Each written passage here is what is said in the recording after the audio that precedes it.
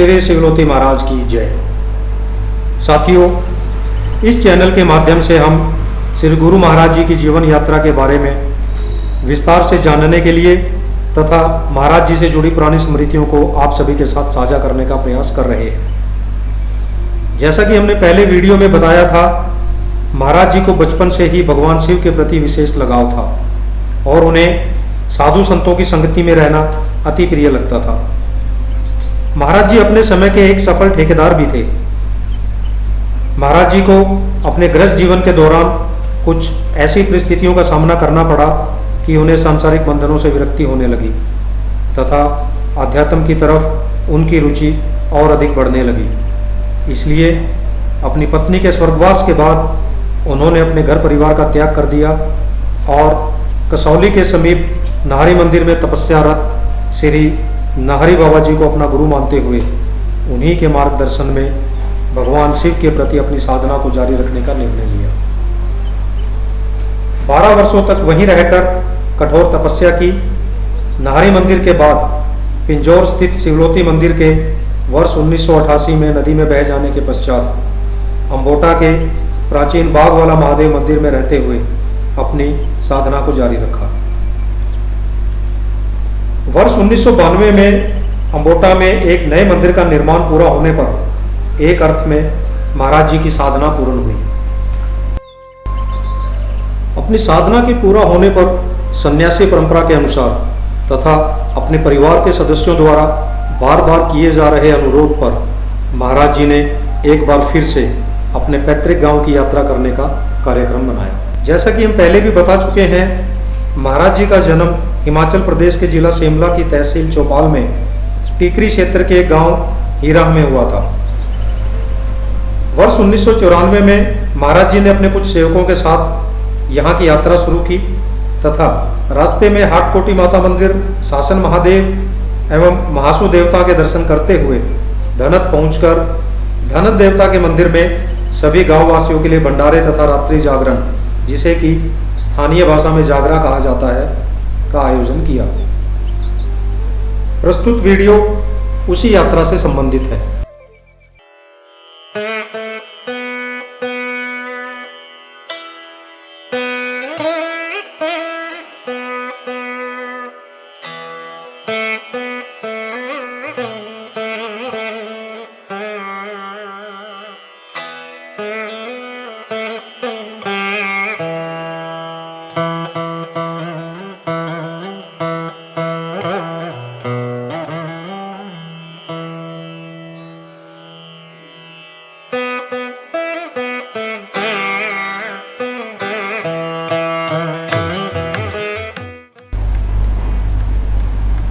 महाराज जी के साथ गए सेवकों में श्री राम जी तथा श्री प्रदीप जी हाटकोटी माता मंदिर में दर्शन करते हुए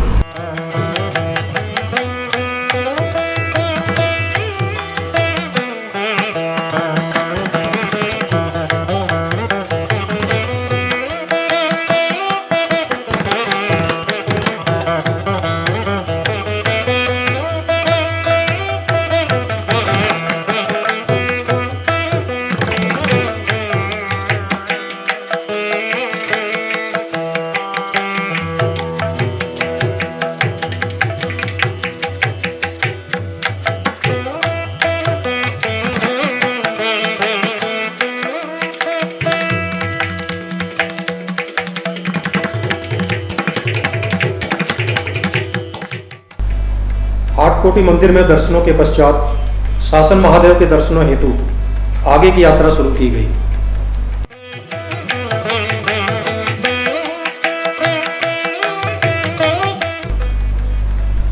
शासन महादेव का मंदिर ज्यादा विख्यात नहीं है, साथ ही यहां तक पहुंचने का मार्ग भी अत्यंत ही दुर्गम है।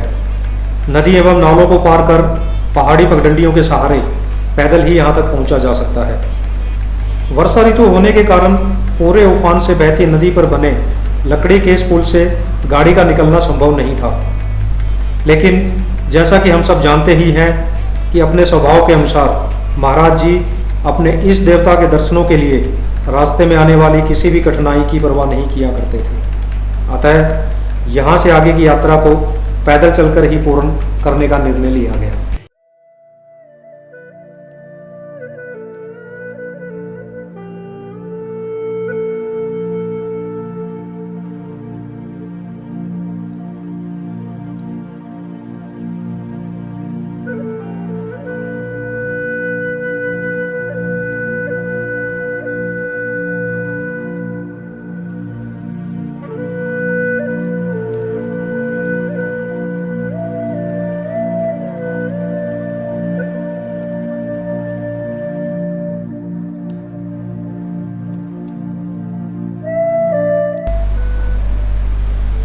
वीडियो को देखकर आप सभी सहज ही इस बात का अंदाजा लगा सकते हैं कि यह यात्रा कितनी रोमांचकारी रही होगी।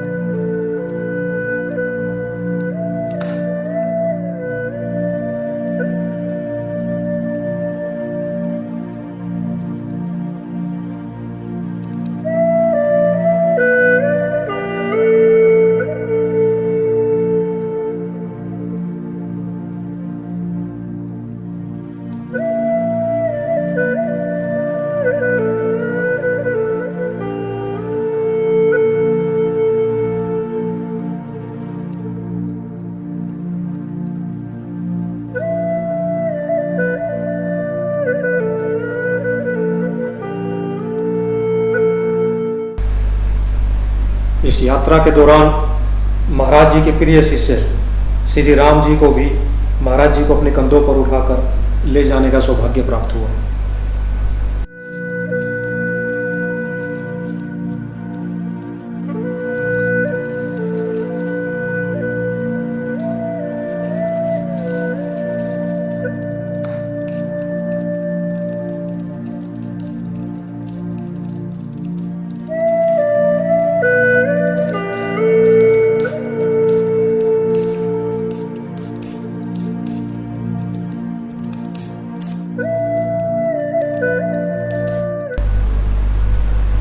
मंदिर के समीप पहुंचने पर महाराज जी ने नदी के जल में स्नान करने के पश्चात यहां से लेकर मंदिर तक की दूरी को दंडवत करते हुए पूर्ण किया।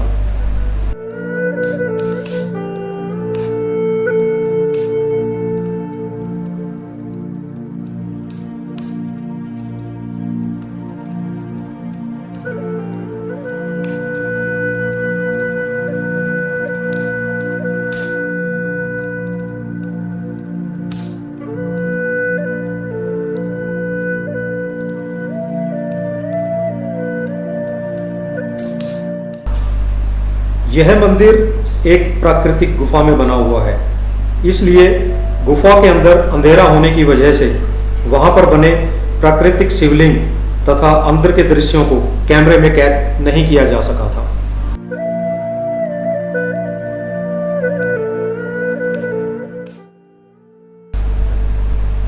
शासन महादेव के मंदिर में दर्शनों के पश्चात रात्रि विश्राम के लिए महाराज जी त्यूनी के इस गेस्ट हाउस में रुके तथा अगले दिन प्रातः आगे की यात्रा शुरू की।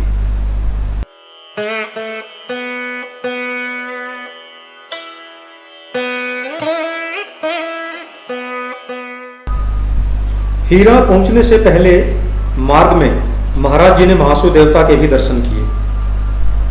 महासू देवता का यह मंदिर इस एरिया का एक प्रसिद्ध मंदिर है। इसके बारे में विस्तार से जानकारी को किसी अन्य वीडियो के द्वारा आपके साथ साझा करने का प्रयास करेंगे।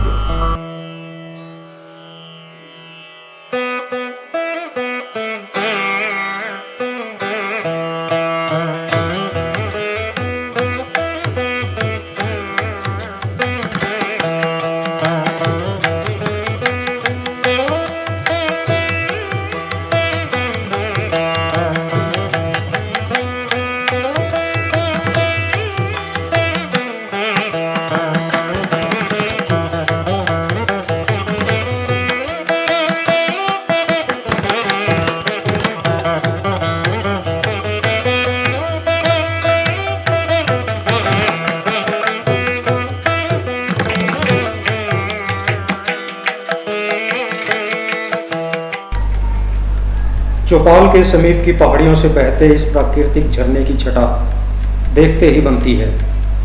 अक्सर ऐसे मनभावन दृश्यों को यथार्थ में देखने का अवसर कम ही मिलता है।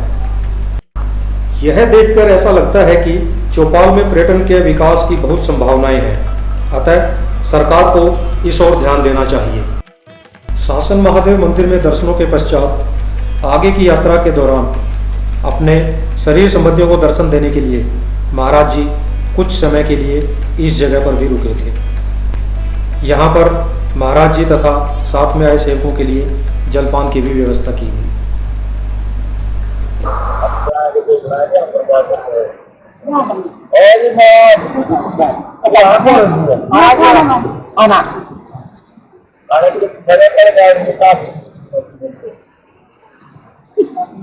आप भी जा रहे हैं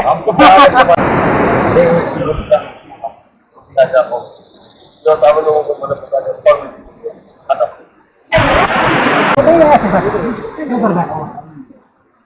आगे तो मेरे कॉपी आगे इंडिया के कॉपी भी हो चुका है सब आप लोग टाइम मासी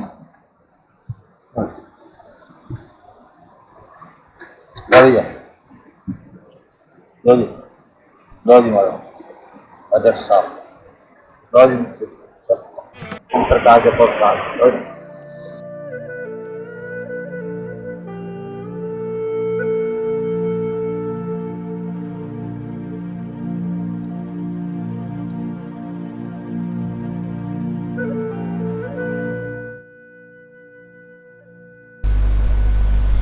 इस जगह पर महाराज जी के बड़े भाई का परिवार रहता है। गांव से दूर खेतों में बने इस जगह को स्थानीय भाषा में डोगरी कहा जाता है।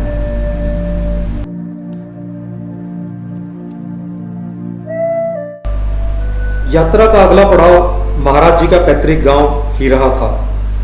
हालांकि अब हीरा के पास तक जाने के लिए सड़क बन चुकी है, लेकिन वर्ष 1994 में जब महाराज जी ने यह यात्रा की, उस समय इस सड़क से आगे तक पैदल ही जाना पड़ता था तथा गांव तक पहुंचने में 3-4 घंटों का समय लगता था।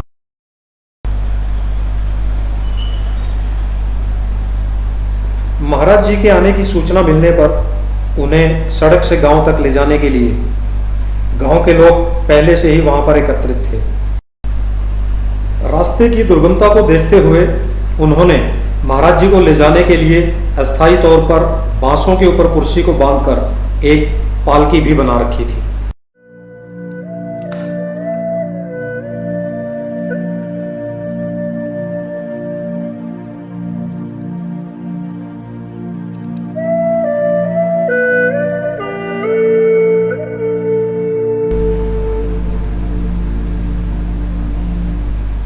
कहीं कहीं पर रास्ता अत्यंत ही संकरा होने की वजह से सेवकों के द्वारा महाराज जी को अपनी पीठ पर बैठाकर भी ले जाया गया।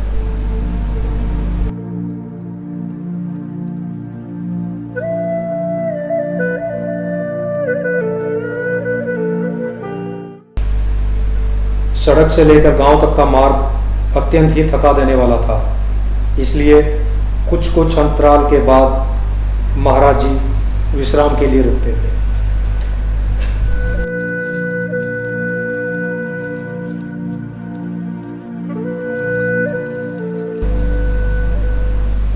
इस यात्रा के दौरान महाराज जी के साथ गए शहरों में पले बड़े सेवकों के लिए इस सुदूर पहाड़ी क्षेत्र की यात्रा करना अपने आप में एक अविस्मरणीय अनुभव था।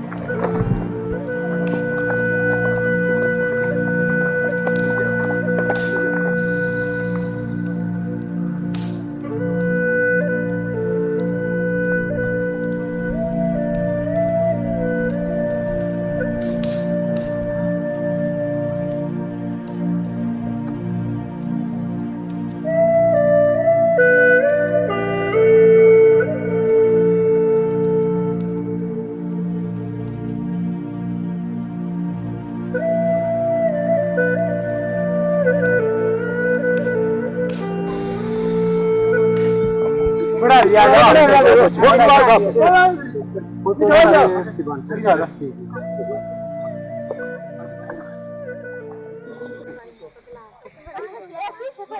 की सीमा में प्रवेश करने से पहले ही गांव वासियों के द्वारा फूल माला पहनाकर ढोल नगाड़ों के साथ महाराज जी का स्वागत किया गया।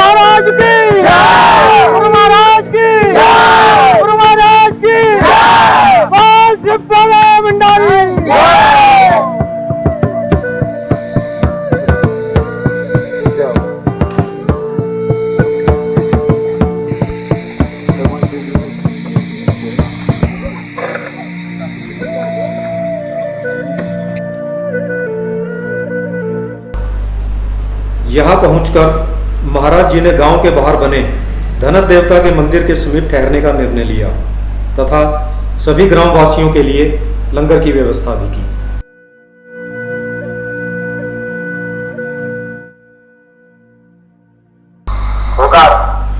अगले दिन प्रातः श्री राम जी अपनी दिनचर्या के अनुसार चाय की लंगर की सेवा में व्यस्त हो गए।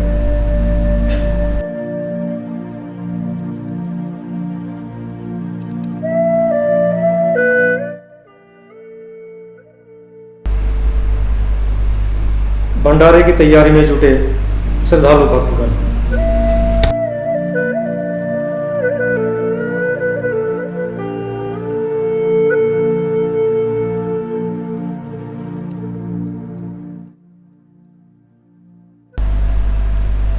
सामने दिखाई दे रहा यह मंदिर धनत देवता का है तथा पहाड़ी के ऊपर दिखाई दे रहा यह गांव महाराज जी का पैतृक गांव ही रहा है।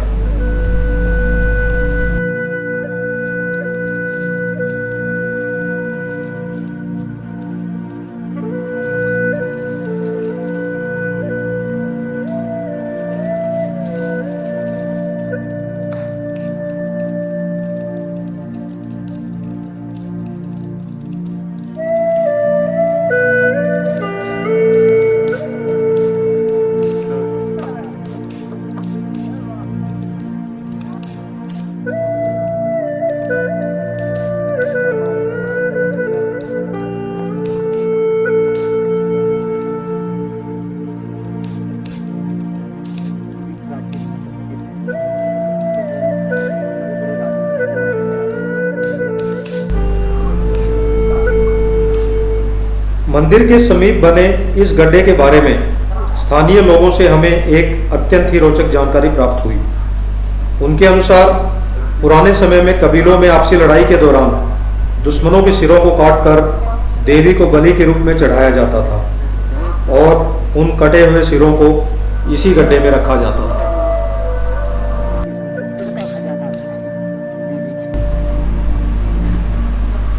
माता की इस मूर्ति के बारे में प्राप्त जानकारी भी काफी हैरान करने वाली है।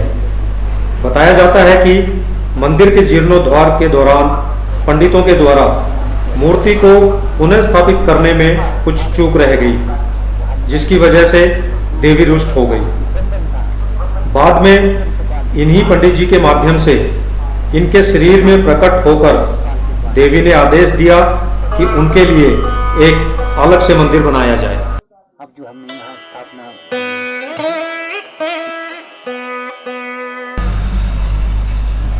समय समय पर देवी माँ पंडित जी के शरीर में उतरकर स्थानीय लोगों की समस्याओं के निवारण हेतु मार्गदर्शन देती है।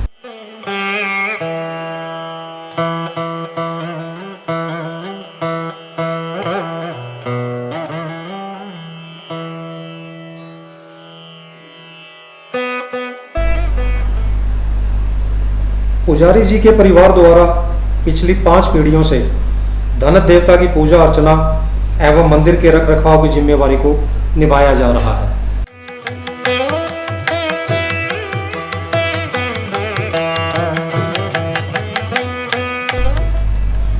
महाराज जी की आज्ञा से पंडित लायकराम जी ने यहाँ पर हवन भी किया। धनत देवता के आभूषणों को पारंपरिक तरीके से पंडितों के द्वारा साफ किया जा रहा है। सोने चांदी से बने इन कीमती आभूषणों को जंगल में जमीन में गाड़कर छुपा कर रखा जाता है तथा विशेष अवसरों के दौरान वहां से निकालकर ही इनकी साफ सफाई की जाती है।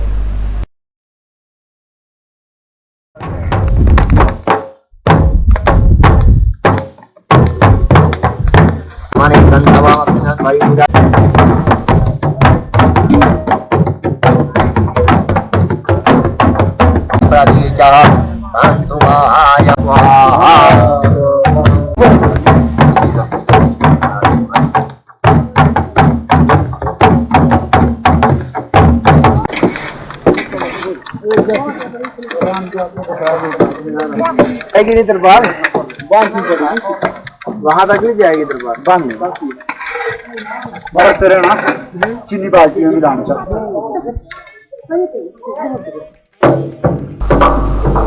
शाम के भंडारे तथा जागरा की तैयारी करते हुए ग्राम निवासी एवं श्रद्धालु भक्तगण महाराज जी के सबसे पुराने सेवकों में से एक श्री निकाराम जी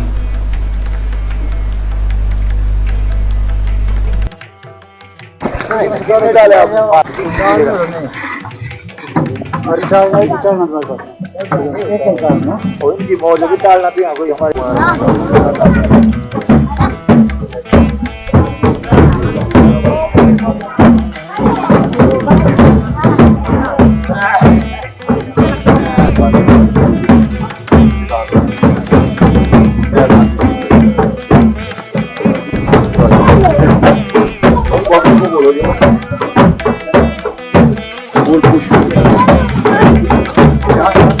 हमारे भक्तों को जब बिहार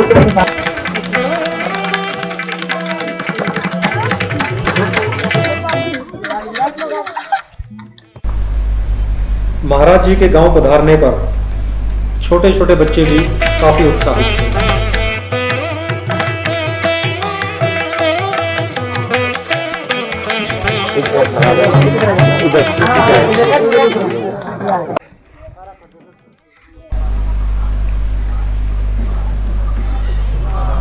धनत देवता की सुसज्जित पालकी को सभी लोगों के दर्शनों के लिए ढोल नगाड़ों के साथ पूजा स्थल तक लाया जा रहा है।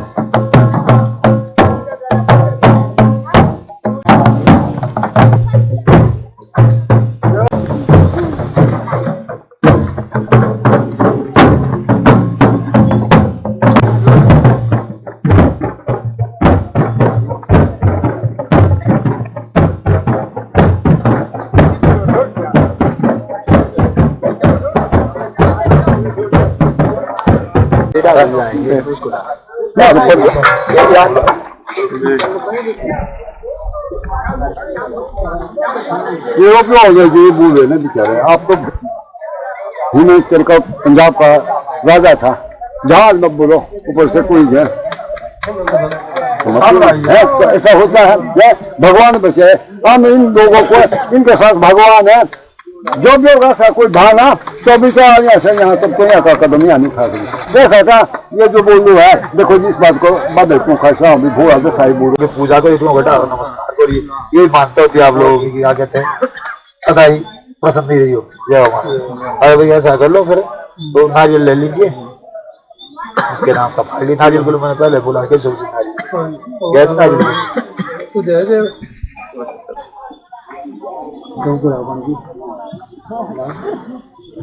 लंगर वाले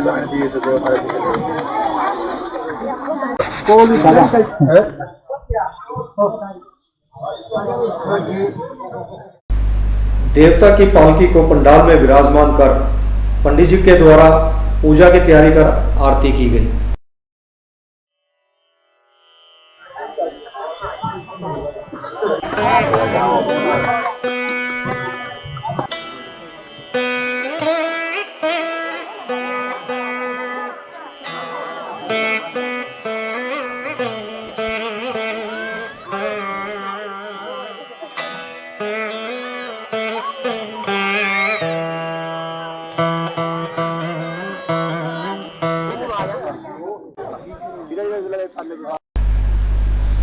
पालकी की संध्या पूजन के बाद सभी ग्राम निवासियों ने एक साथ बैठकर लंगर ग्रहण किया।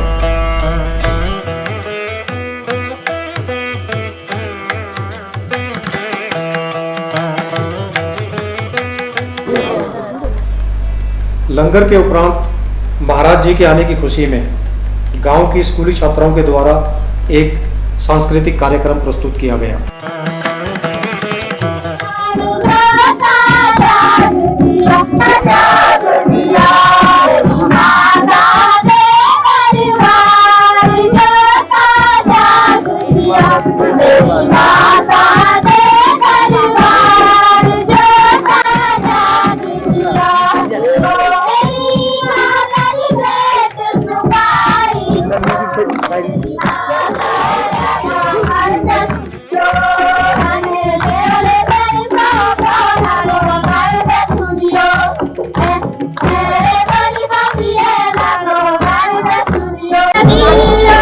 पहाड़ी परंपराओं के अनुसार कोई भी सांस्कृतिक कार्यक्रम नाटी के बिना अधूरा ही माना जाता है।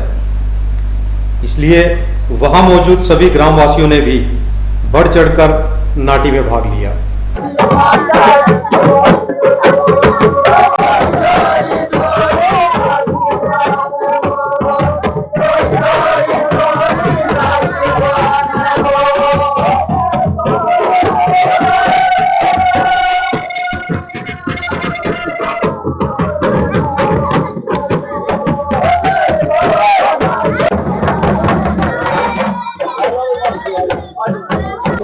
सब्जी से क्योंकि इस हिसाब से इनके अपने जिलों के दुख बीमारी है कि क्या तो ना आदमी ना ऐसे कह रहे हैं कि इन जैसे कोई उधर आने लगा चाहिए मेरा कुछ ऐसा ये देख दो यहां पे जान जाना ये देश का किए मेरे दुआ में पूछे मेरा लाख होगा राज मेरा को ऐसे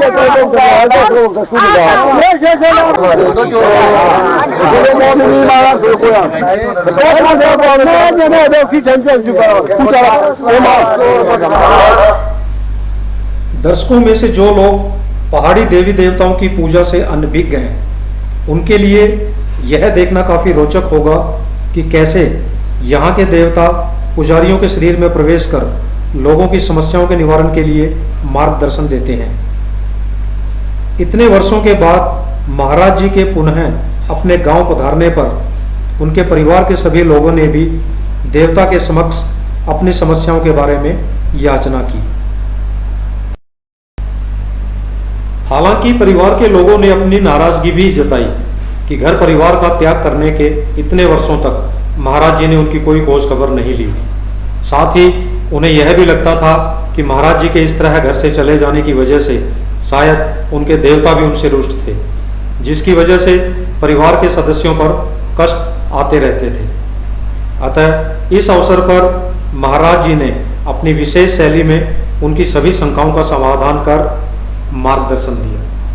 थोड़ा बहुत मुगल के खान में ज्यादा हम देते जिससे अब तक जी रहे समझ गए। जुए तो नहीं निकल जाए दोस्तों सभी है कम कोई भी है जो कोई कहे कि वो खानदानी है कैसा है क्या अपने लिए इतना तेज है कि पूछो नहीं आप तो बोले चाहे कुछ नहीं। जैसे बाब आप कह रहे कि मैं उसका तो आप उसके तो जब बाद अभी जाके बिता सर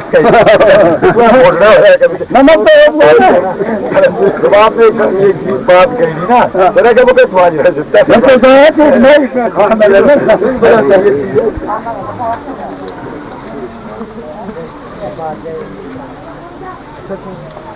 ये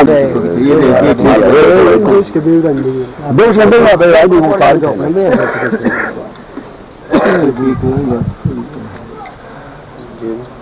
ऐसा भी करेगी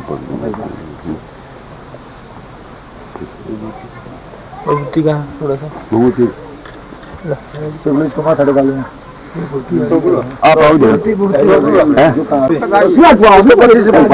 अच्छा एक जगह 7,000 गाने आप लोग उसको भी दे दो 50 ये तो बाद दोस्त ना पड़ो ये दे अबे सलाम दे दिया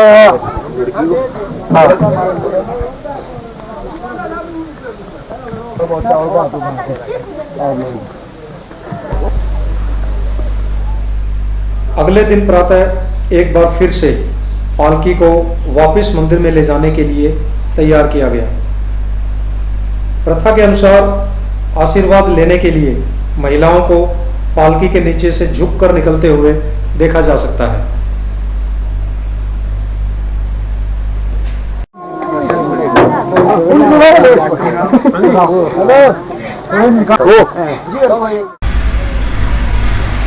महाराज जी के साथ गए सेवकों को भी धनत देवता की पालकी को उठाने का सौभाग्य प्राप्त हुआ।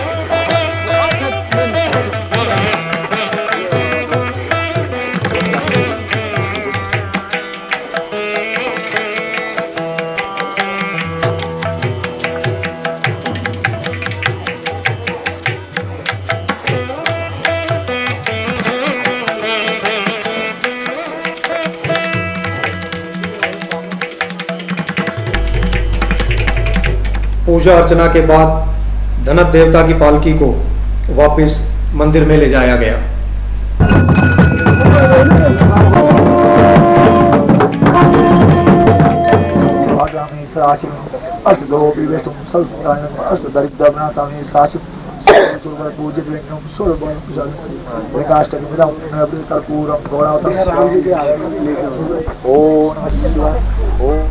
धनत देवता को मंदिर में पूरे विराजमान करने की प्रक्रिया पूर्ण होने पर वापसी की यात्रा शुरू करने से पहले महाराज जी ने मंदिर के बाहर खड़े होकर भगवान शिव की पूजा अर्चना तथा आरती की।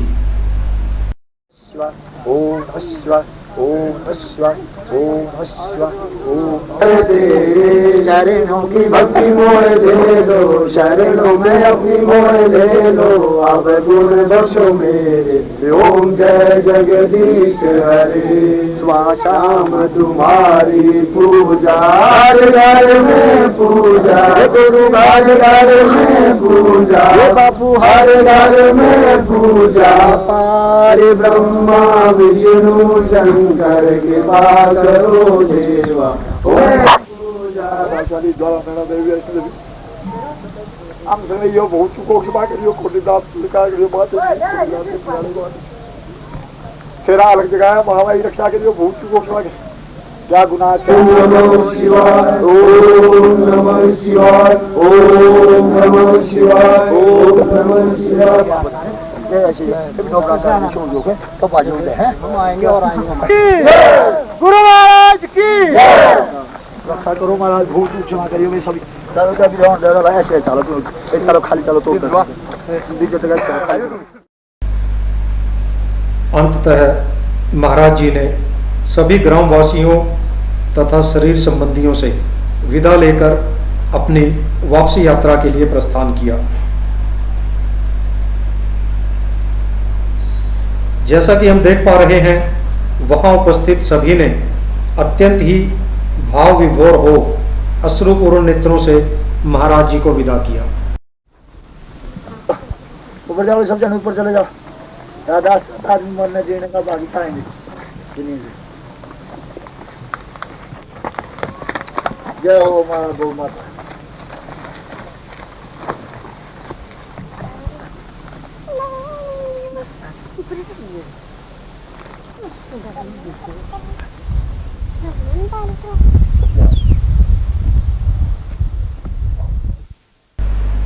चौपाल वापस आने से पहले महाराज जी ने टेकरी क्षेत्र के गांव बजहा में बने इस शिव मंदिर में भी दर्शन कर पूजा अर्चना की। इस मंदिर का निर्माण यहाँ के एक स्थानीय निवासी के द्वारा करवाया गया था, जो कि महाराज जी के गुरु श्री नाहरी बाबा जी के ही एक भक्त थे। यहाँ पर स्थापित शिवलिंग भी श्री नाहरी बाबा जी के द्वारा ही दिया गया था।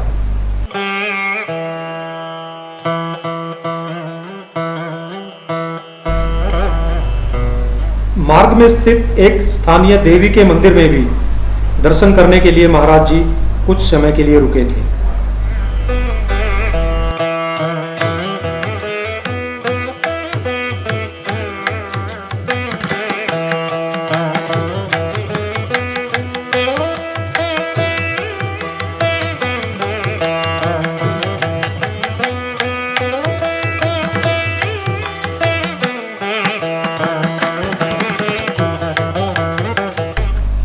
इसी के साथ यह यात्रा यहीं पर समाप्त होती है। उम्मीद है इस वीडियो को देखने के बाद उन सभी भक्तों की स्मृतियां एक बार फिर से ताज़ा हो जाएंगी, जो कि किसी न किसी रूप में इस यात्रा से जुड़े हुए थे।